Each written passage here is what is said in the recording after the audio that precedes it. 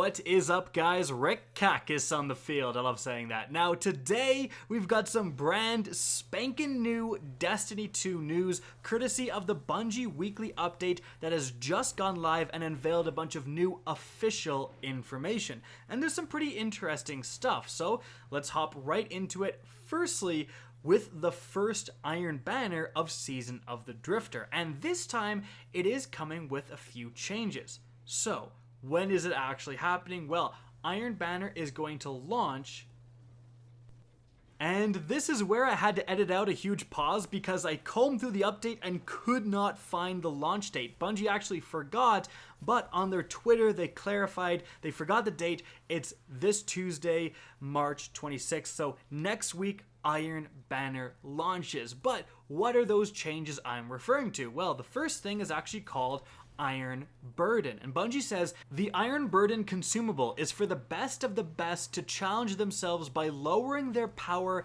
by 100, putting more focus on skill, strategy, and gunplay. With greater risk comes greater reward. For the brave, Saladin will be offering the Iron Burden consumable for purchase with 5 Iron Banner tokens.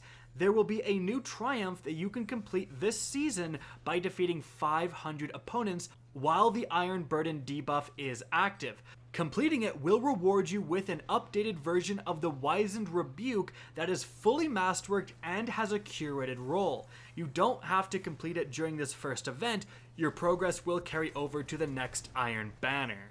So, pretty interesting. If anyone forgot, the Wizened Rebuke is an old Iron Banner fusion rifle. So it's going to be a fully masterworked, kitted Bungie roll. Will it be good?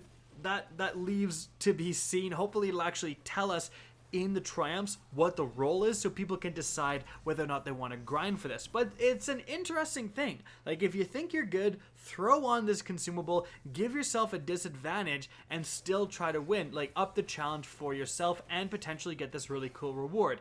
Interesting idea for sure. Will people actually do it? Will it be way too annoying? Will the roll on the Wizened Rebuke be just not good enough to warrant this challenge? Well, we're going to have to wait and see. But that's not actually the only consumable that is being added to Iron Banner.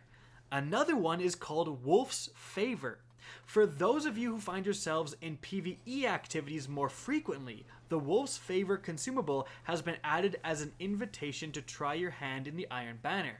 These consumables, which will drop with limited availability, grant a temporary 100 power increase up to a cap of 700 for 30 minutes.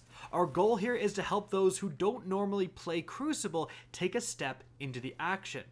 And they say the Wolves' Favor consumable has a chance to drop from completing the following daily and weekly challenges: Daily Heroic Story Mission, Vanguard Strikes, the Nightfall, Flashpoints, Gambit, Forsaken Gambit only, and weekly milestones from Ikora and Hawthorne. So that's another really interesting change. I actually don't get their logic of this is for PvE players. PvE players are usually more leveled up than PvP players. Like, you gain much greater power level jumps much more often if you're a hardcore PvE player. Like, doing the Scourge of the Past raid is going to level you up much more than just grinding quick play. So don't get their logic. Bungie, call this what it really is. It's a casual helper. It's helping the casual players who don't play the game as much overall, not that they're just PvE players, to participate in Iron Banner. Now, I'm not saying that's necessarily a bad thing, and we're going to have to see how this pans out. And, it's super interesting that we have this mechanic. We have players getting a 100 light level increase, so if you're 600, you're 700 because of this, and then we have other players who are maybe 700, like the hardcores, lowering themselves to 600 to get the new Masterworked Wizened Rebuke. So, how will that turn out? Will we see so much more gaps? And because, of course, power level is a factor in Iron Banner, is it going to be just a slog fest for the hardcore players trying to lower themselves? Is it going to be so much more even now because everyone can bump themselves 100 light? It's really going to be interesting. I appreciate them trying something new. I can't knock them for trying out these experiments. I do have my worries a little bit. I feel like, Iron Banner, people love to complain about Iron Banner if they're not of level, but the entire point of Iron Banner is to reward people who put in the time and leveled up their characters. If you don't want to get crapped on by higher level characters, don't play Iron Banner. That's why the rest of the Crucible modes exist with no power level advantages. Iron Banner was designed to be the exception, so now you're making exceptions for the exception with these consumables. I'm not 100% sure it will work, but I don't want to speak out of turn. This may be a very good thing. I'm interested to see the results.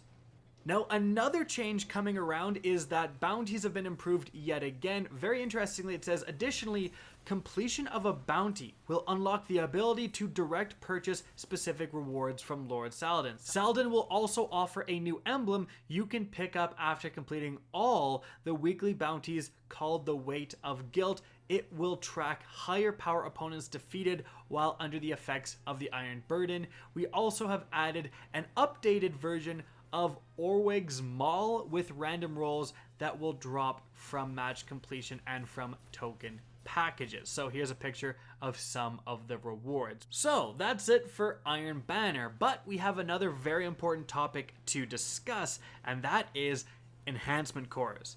Now, people are not thrilled with the Enhancement Core economy within the game. Essentially, you know, if you're trying to level up your character, if you're trying to keep gear with you, like if you have a favorite piece of gear and you want to keep that gear by your side while you're leveling up, when a dang car alarm just went off. Anyways, when new seasons start, then it's going to really eat away at people's already pretty low Enhancement Core preserves. Now, I have a decent amount of Enhancement Cores, but even still, I don't really masterwork gear that often because it takes up so much Enhancement Cores. It really is a stingent thing. People don't feel like they get to do what they want to do. People feel like they're using gear they don't want to be using because they can't afford to upgrade their gear. It has caused a lot of problems.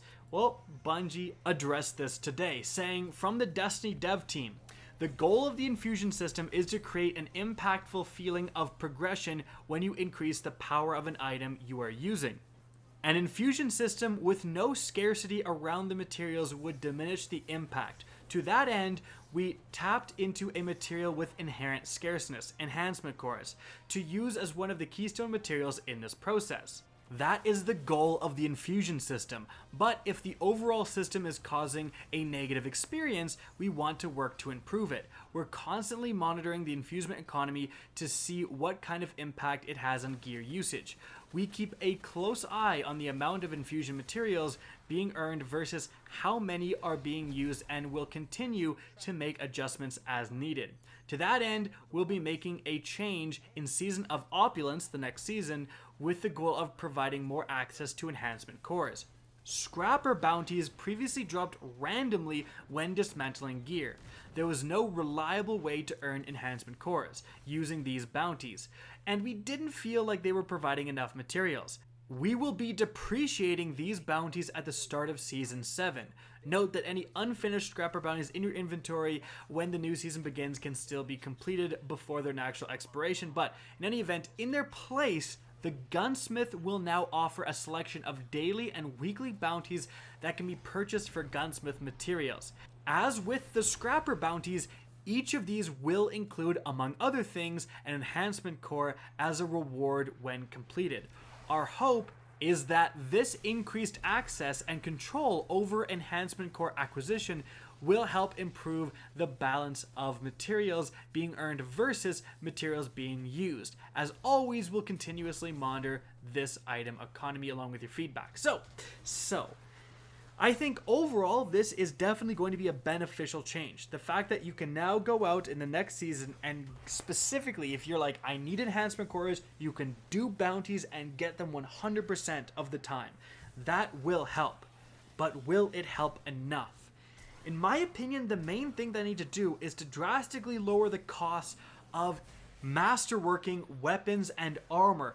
That is the thing that's causing problems. Like, no one wants to fully deck out their favorite weapon as a masterwork because it utilizes like all your enhancement cores. Like, that is ridiculous. You can advance from level 600 to 700 infusing gear all along the way, and you'll still use less enhancement cores than just making something masterwork. I think that is one of the bigger problems that I would want solved. Additionally, instead of doing these specific bounties, they could have just thrown enhancement cores as rewards for getting pieces of powerful gear, perhaps, from certain activities if they wanted to. So you complete your 3 weekly strikes, you 100% get 2 enhancement cores or something like that. That would also be a very reliable way to get things done. And I really hope these bounties aren't too grindy, because you need enhancement cores when you're leveling. And when you're leveling, the last thing you want to do is to stop leveling and to now go and do this bounty to get the thing required to go back and do your powerful gear and level. That seems a little annoying. But if they're truly rewarding, if they go along with leveling, like if they are bounties that require you to do stuff you're already going to do, forge, strikes, etc., then it might not be so bad. At least they're improving the economy, and this is a straight improvement. I don't think this is going to make things worse, but the real question is, again, are they improving it enough? Alright, now moving on from there, something really interesting actually is Bungie released the stats for who people sided with, and everyone's on the Drifter's side. So if the Drifter is like truly serving evil, malevolent forces, we are screwed because we all sided with that guy. So that was kind of funny. And guys, that's it for the video. I hope you enjoyed and found this informative. If you did, please remember to help me out by simply rating and especially sharing this video. If you guys want to see more Destiny 2 content similar to this, don't be afraid to slap that subscribe button. And if you guys want to get in touch with me and keep up to date with the latest channel activity, the best way is to follow me on Twitter at RickCacus. That's linked in the description down below. Again, I hope you enjoyed the video, and as always, have a good day.